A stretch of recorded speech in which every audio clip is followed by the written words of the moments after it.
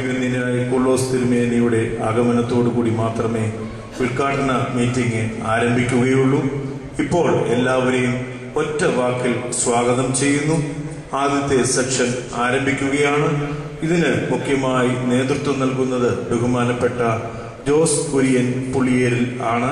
ഒന്ന് പരിചയപ്പെടുത്തുന്നു. അഭിവന്യ ബോംബെ ഭദ്രാസനാധിപനായിരിക്കുന്ന കൂർലോസ് തിരുമേനിയുടെ സഹോദരനാണ്.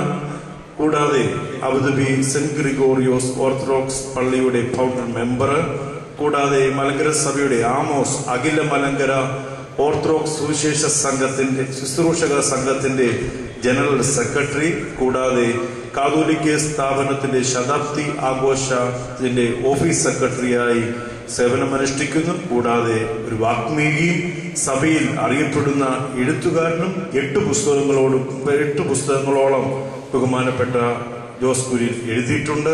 നമ്മുടെ സഭയുടെ ഒരു മുതൽക്കൂട്ടാണ്. ഇന്ന് നമുക്ക് വാക്കുകൾ കേൾക്കുവാൻ ഇടയാകിയത് തന്നെ ഒരു ദൈവത്തിന്റെ അനുഗ്രഹമാണ്. എത്രയും സ്നേഹിക്കുന്ന കരുതുന്ന പ്രിയപ്പെട്ട ജോസ് കുര്യൻ പുളിയേലിനെ ഇന്നത്തെ ക്ലാസ് നയിക്കുന്നതിന് വേണ്ടി എല്ലാവരുടെയും പേരിൽ എസ് ജോസിന്റെ പേരിലും ഏറ്റവും സ്നേഹത്തോടെ സ്വാഗതം ചെയ്തു.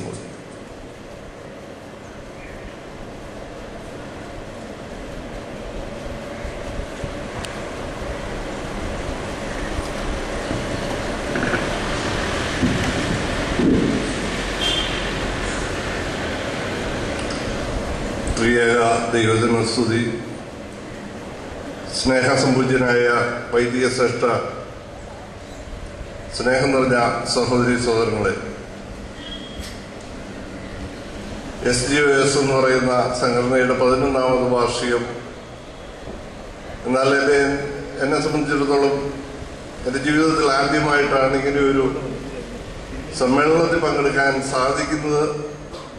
ഏതായാലും ബഹുമാനപ്പെട്ട അച്ഛൻ പ്രാർത്ഥനയിൽ ഓർപ്പിച്ചതുപോലെ കഴിഞ്ഞ കാലത്ത് ഈ സംഘടനയെ പരിപാലിക്കുകയും വഴി നടത്തുകയും ചെയ്ത കാരുണ്യവാനായ ദൈവത്തിന്റെ മുമ്പാകെ നമുക്ക് നന്ദിയോടെ തലകളെ ഉണക്കാം. ഈ അല്പസമയത്തിനുള്ളിൽ നിങ്ങളോട് ചിന്തിക്കണമെന്ന് ഞാൻ ആഗ്രഹിക്കുന്നത് ക്രൈസ്തവ മൂല്യങ്ങളിൽ ഏറ്റവും പ്രധാനപ്പെട്ട ഒന്നിനെ കുറിച്ചാണ്. അല്ലെങ്കിൽ ഒരു യഥാർത്ഥ ക്രിസ്ത്യാനിക്ക് ഉണ്ടായിരിക്കേണ്ട അമൂല്യ ഗുണങ്ങളിൽ ഒന്നിനെ കുറിച്ച് അല്പസമയം ചിന്തിക്കാമെന്നാണ് ഞാൻ ആഗ്രഹിക്കുന്നത്. നമ്മുടെ കർത്താവ് ഒരു ഉപമയിലൂടെയാണ് ഈ കാര്യം പഠിപ്പിച്ചത്. ഏതാണ്ട് 1-2-3 ആഴ്ചകൾക്ക് മുമ്പ് വിശുദ്ധ എവങ്കേലിയൻ വായനയിലൂടെ നമ്മൾ ശ്രദ്ധിച്ചതാണ്. പരിശുദ്ധനായ ലൂക്കോസ് എവങ്കേലിസ്തയുടെ സുവിശേഷം 14-ാം അധ്യായം 11-ാം വാക്യം. അവിടെ പറയുന്നു, തന്നെത്താൻ ഉയർത്തുന്നവനെല്ലാം താഴ്ത്തപ്പെടും, തന്നെത്താൻ താഴ്ത്തുന്നവനെല്ലാം ഉയർത്തപ്പെടും. കർത്താവ് ഇത് പറഞ്ഞത് ഉപമയുടെ പ്രാരംഭമായിട്ട് വേറൊരു കഥ പറഞ്ഞുകൊണ്ടാണ്. നമ്മളെ ഒരു വിവാഹത്തിന് ക്ഷണിച്ചാല്, വിവാഹ സദ്യയിലേക്ക് ക്ഷണിച്ചാല് മുഖ്യാസനങ്ങൾ തിരഞ്ഞെടുക്കരുത്. ഏറ്റവും പിന്നിൽ പോയിരിക്കണം, ഏറ്റവും അവസാനത്തെ ഒരു സീറ്റേ നിങ്ങൾ തിരഞ്ഞെടുക്കാവുള്ളൂ. കുടുംബനാഥൻ വന്ന് നിങ്ങളെ വിളിച്ച് സഹോദര നിനക്ക് മുന്നേ ഒരു സീറ്റ് ഞാൻ ഒരുക്കിയിട്ടുണ്ട്, അങ്ങോട്ട് കൊണ്ടുപോകാം എന്ന് പറഞ്ഞ് വിളിക്കുന്ന അവസരത്തിൽ മാത്രമേ മുന്നിലേക്ക് വരാവൂ എന്ന് പറയുന്നുണ്ട്. നമ്മുടെ പാരമ്പര്യത്തിൽ ചിന്തിച്ചാല് പണ്ട് കല്യാണങ്ങൾക്കൊക്കെ ഇന്നത്തെ തലമുറയ്ക്ക് അറിയാമായിരിക്കില്ല, പണ്ടൊക്കെ ഉണ്ടായിരുന്ന വെള്ളയും കരിപ്പടും എന്ന് പറയുന്ന ഒരു സീറ്റ് അറേഞ്ച്മെന്റ്. ആ സദ്യയിൽ പങ്കെടുക്കുന്ന ഏറ്റവും പ്രധാനപ്പെട്ട ആളുകളെ സ്വീകരിച്ചിരുത്താനുള്ള ഒരു സീറ്റാണ്. ഈ ഒരു സാഹചര്യത്തിലായിരിക്കും ഒരു പക്ഷേ നമ്മൾ ഇതൊക്കെ ഈ വേദഭാഗം വായിക്കുകയും പഠിക്കുകയും മനസ്സിലാക്കുകയും ചെയ്തിട്ടുള്ളത് എന്നുള്ള ഒരു സത്യം മാത്രമാണ്. എന്നാൽ അതിലൊക്കെ ആഴമായിട്ടുള്ള അർത്ഥത്തിലാണ് കർത്താവ് അവിടെ പഠിപ്പിക്കുന്നത്. തന്നെത്താൻ ഉയർത്തുന്നവനെല്ലാം താഴ്ത്തപ്പെടും, തന്നെത്താൻ താഴ്ത്തപ്പെടുന്നവനെല്ലാം ഉയർത്തപ്പെടുമെന്ന്.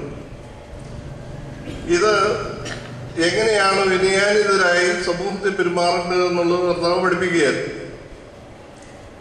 കർത്താവിനും സ്വയമായിട്ട് കാണിച്ചു കൊടുക്കാനായിട്ടുള്ള കഴിഞ്ഞിട്ടുള്ള ഒരു സത്യം മാത്രമാണ്. കർത്താവിന്റെ ജീവിതത്തിൽ വിനയാനിതനായിട്ട് ജീവിച്ചു എന്നുള്ളത് സത്യം മാത്രം. മനുഷ്യവർഗത്തിൽ ജീവിച്ച ഒരു വ്യക്തിയെ നമ്മൾ ആദരിക്കുന്നുണ്ട്. ഓഗസ്റ്റ് 1 തീയതി മുതൽ 15 വരെയുള്ള ദിവസങ്ങൾ പ്രത്യേകമായിട്ടുള്ള ധ്യാനം, പ്രാർത്ഥന, ഉപവാസം, നോമ്പ് എന്നിവയോടുകൂടി നമ്മൾ ആ മഹത് വ്യക്തിയെ ആദരിക്കുകയും ബഹുമാനിക്കുകയും മധ്യസ്ഥത തേടുകയും ചെയ്തതാണ്. 15 നോമ്പെന്ന് പറയുന്നത് എന്തിനാണെന്ന് ഞാൻ പ്രത്യേകിച്ച് പറയേണ്ടതില്ല. ദൈവമാതാവിന്റെ വാങ്ങിപ്പ് പെരുന്നാളിന് നാമും യോഗ്യരായി തീരുവാൻ തക്കവണ്ണം, അതിൽ പങ്കെടുക്കുവാൻ നമുക്ക് യോഗ്യതയും അനുഗ്രഹവും കിട്ടുവാൻ തക്കവണ്ണം നമ്മൾ ഒരുങ്ങുകയാണ്. എന്റെ സഭ പ്രത്യേകമായിട്ട് 15 ദിവസം വേർതിരിച്ചിരിക്കുകയാണ്. 1 തീയതി മുതൽ 15 വരെയുള്ള ദിവസങ്ങൾ. ആ ദിവസത്തെ ഒരു വേദവായന ഭാഗമാണ് ഈ പറഞ്ഞത്. അവിടെ ഈ വേദവായന ഭാഗം പരിശുദ്ധ പിതാക്കന്മാർ ക്രമീകരിച്ചതിന്റെ ഉദ്ദേശം നമുക്ക് ശ്രേഷ്ഠമായി ഒരു മാതൃക കാണിച്ചു വെച്ചിട്ടുള്ള ഒരു വ്യക്തിയുടെ വാങ്ങിപ്പ് പെരുന്നാള് നമ്മൾ എപ്രകാരം പങ്കെടുക്കണം എന്നുള്ളതിന് നമ്മുടെ അവബോധം അങ്കുരിപ്പിക്കുവാൻ തക്കവണ്ണം ചിന്തകളും നമ്മുടെ മനസ്സിലേക്ക് ചിന്തകളും ആലോചനകളും കടത്തിവിടുവാൻ തക്കവണ്ണം പ്രേരിപ്പിക്കുന്ന ഒരു വേദഭാഗമായിട്ടാണ് ഇതിനെ പരിശുദ്ധ പിതാക്കന്മാർ ക്രമീകരിച്ചിരിക്കുന്നത്.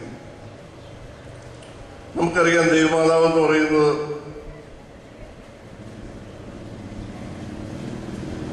ഏറ്റവും ചെറിയ ബാലികയായിരിക്കുന്ന സമയത്ത് ദേവാലയത്തിൽ വളർത്തുന്നതാണ്. കന്യകയാകുന്ന അവസരത്തിലാണ് ഈ ബാലികയെ ഇനി ഇവിടെ വളർത്തിക്കൊണ്ടിരിക്കുന്നത് ശരിയല്ല എന്ന് മനസ്സിലാക്കിക്കൊണ്ട് യെരുശലേം ദേവാലയത്തിലെ പുരോഹിതന്മാര് ഈ കന്യകയെ ആരെങ്കിലും ഏൽപ്പിച്ചു വിടണം എന്നുള്ള ഉദ്ദേശത്തില് ആ രാജ്യത്തുള്ള ഇല്ലാതെയുള്ള എല്ലാ പുരുഷന്മാരും വരണമെന്ന് പറഞ്ഞപ്പോഴാണ്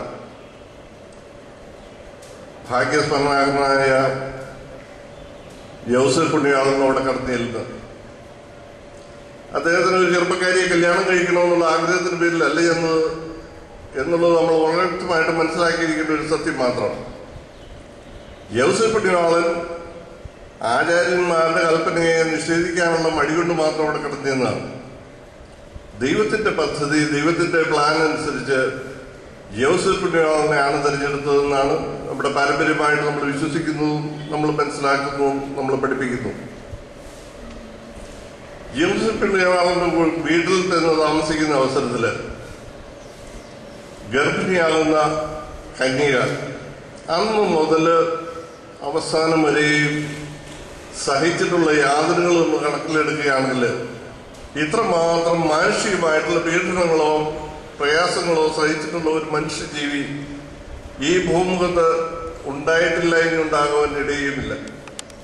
എന്തിനു വേണ്ടിയാണ് ഇതെല്ലാം സഹിച്ചതെന്ന് ചോദിച്ചാൽ അവിടെയാണ് ദൈവമാതാവിന്റെ മഹത്വം.